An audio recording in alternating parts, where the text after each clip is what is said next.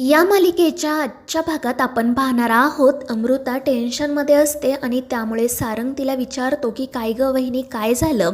आणि त्यावेळी अमृता त्याला सांगू लागते की अरे काही नाही, ऐश्वर्याचे जे डॉक्टर आहेत ना, त्यांनी मला हे औषध दिवसातून 2दा घ्यायला सांगितलं आहे. कारण जसं वय वाढत जातं तसे कॉम्प्लिकेशनसुद्धा वाढतात ना, आणि मी त्याचाच विचार करत होते. आणि हे ऐकून सारंग तिला समजावतो की वहिनी अगं, तू प्रत्येकाचं बोलणं मनाला लावून घेऊ नको आणि प्लीज एवढं टेन्शन तर अजिबात घेऊ नको, मला खात्री आहे सगळं काही ठीक होईल. आणि त्यावेळी अमृता फक्त हसून हो म्हणते. आणि मग ती सारंगला विचारू लागते की माझं जाऊ दे, पण तुझं आणि सावलीचं काय सुरू आहे. कारण सावली मला सांगत होती की मी आणि सारंग सर दोघे अगदी घट्ट मित्र आहोत. म्हणजे अजूनही तुमच्यात फक्त मैत्रीच आहे का. आणि त्यावेळी सारंग हसतच म्हणतो की वहिनी, आता तुझ्यापासून काय लपवायचं. खरं तर ना, माझं सावलीवर जितकं प्रेम आहे त्यापेक्षा जास्त तिचं माझ्यावर प्रेम आहे. पण माहीत नाही का, मला सतत असं वाटत असतं की ती माझ्यापासून एक गोष्ट लपवते. मी अनेकदा तिला विचारण्याचा प्रयत्नसुद्धा केला, पण ती मला काही सांगायला तयारच नाही. कदाचित हा माझा गैरसमजसुद्धा असू शकतो, पण मला सतत असं वाटतं की तिच्या मनात काहीतरी सुरू आहे. आणि हे ऐकून अमृता म्हणते की सारंग, मग आता ना तुलाच तिच्या मनात नेमकं काय आहे हे जाणून घ्यावं लागेल. आणि जर ती गोष्ट ती तुझ्यापासून लपवते तर कोणत्या कारणामुळे हे देखील आता तुला शोधावं लागेल. आणि त्यावेळी सारंगसुद्धा हो म्हणतो आणि विचार करतच घराच्या बाहेर पडतो. दुसरीकडे ती तारा अजूनही झोपलेलीच असते. त्यामुळे ऐश्वर्या तिच्या खोलीत येते आणि त्या ताराला झोपेतून उठवते. तारा तिला विचारत असते की वहिनी, काय काम आहे तुमचं, कशाला मला सकाळी सकाळी उठवताय. आणि त्यावेळी ऐश्वर्या चिडूनच म्हणते, तारा, आता झोपायचे दिवस नाही आहेत. अगं, कालच तू एवढी मोठी स्पर्धा हरलीस आणि अशा झोपा काय काढते. आता ना तुला कामाला सुरुवात करावी लागेल, मॉमचं मन जिंकावं लागेल. पण तरीही तारा म्हणत असते की आता मी काय करू त्यासाठी.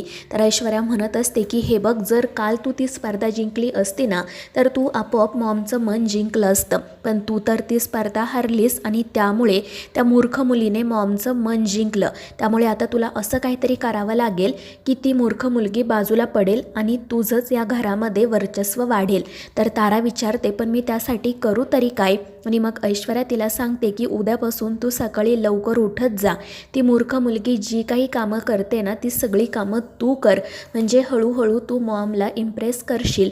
आणि मग ती तेथून निघून जाते. तर तारासुद्धा विचार करत असते की वहिनी जे काही बोलल्या ते खरं आहे, मला आता असं बसून चालणार नाही.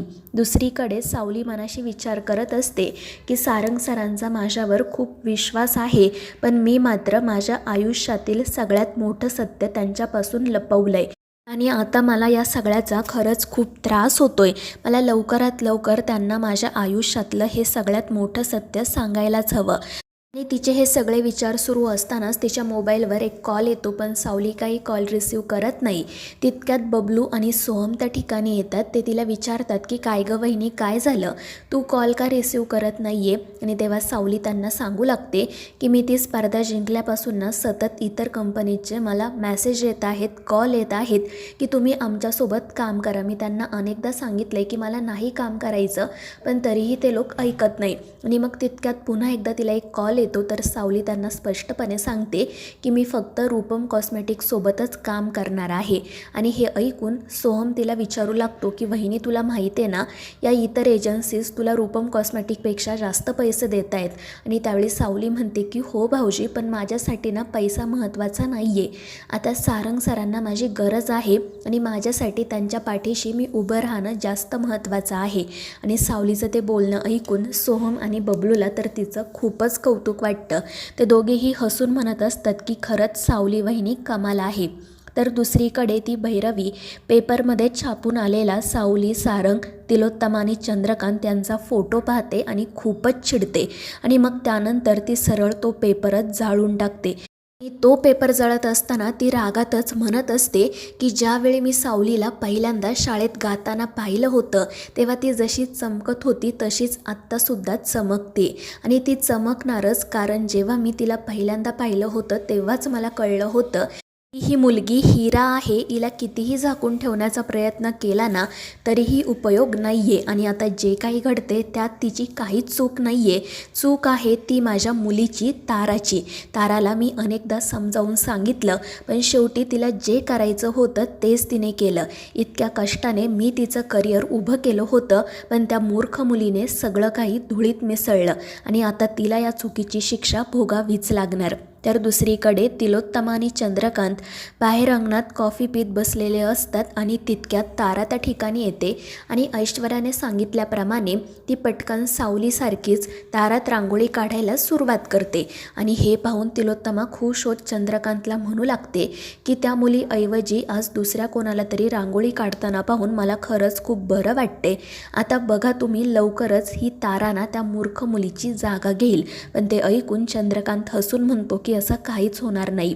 आणि तितक्यात सावलीसुद्धा त्या ठिकाणी येते. तारा रांगोळी काढते हे पाहून तिलाही खूप आनंद होतो आणि मग तीसुद्धा ताराच्या मदतीसाठी तिथे थांबते.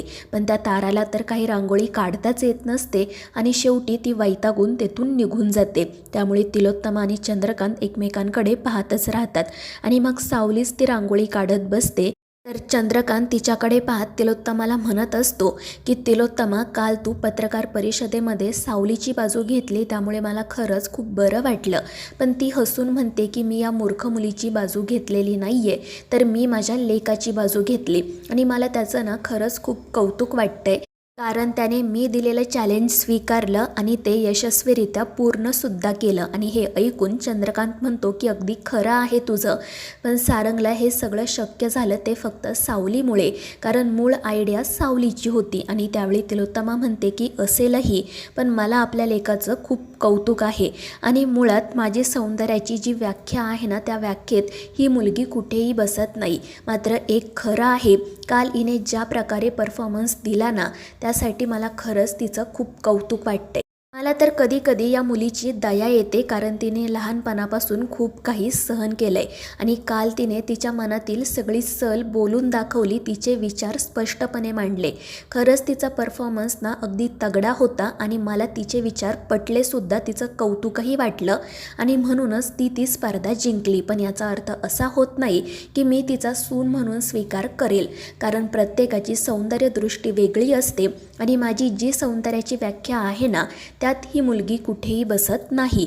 आणि तिचं असं बोलणं ऐकून चंद्रकांत मात्र काहीच बोलत नाही, तो फक्त गालातल्या गालात हसत असतो. दुसरीकडे सारंग, बबलू आणि सोहम घरी येतात आणि सावलीला हाका मारू लागतात. त्याचा आवाज ऐकून सावली, अमृता आणि तारा बाहेर येतात. सावली विचारत असते की सारंग सर काय झालं, तर सारंग म्हणतो की तुझ्यासाठी एक सरप्राईज आहे.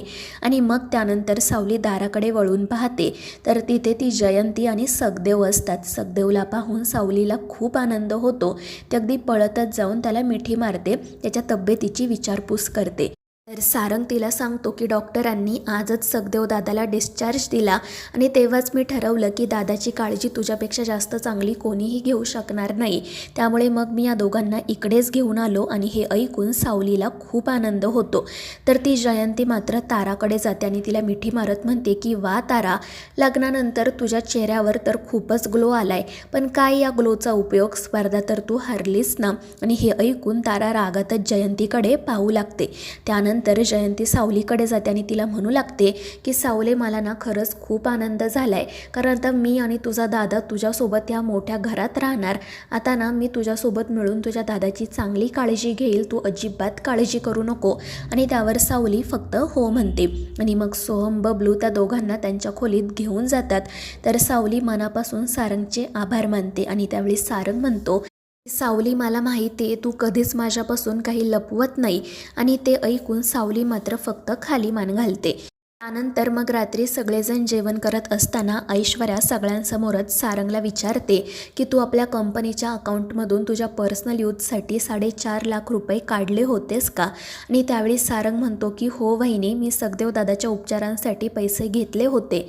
आणि ते ऐकून ऐश्वर्या सरळ म्हणते की सारंग, पण आपल्या कंपनी अकाउंटमधून पैसे घेण्याची काहीच गरज नव्हती.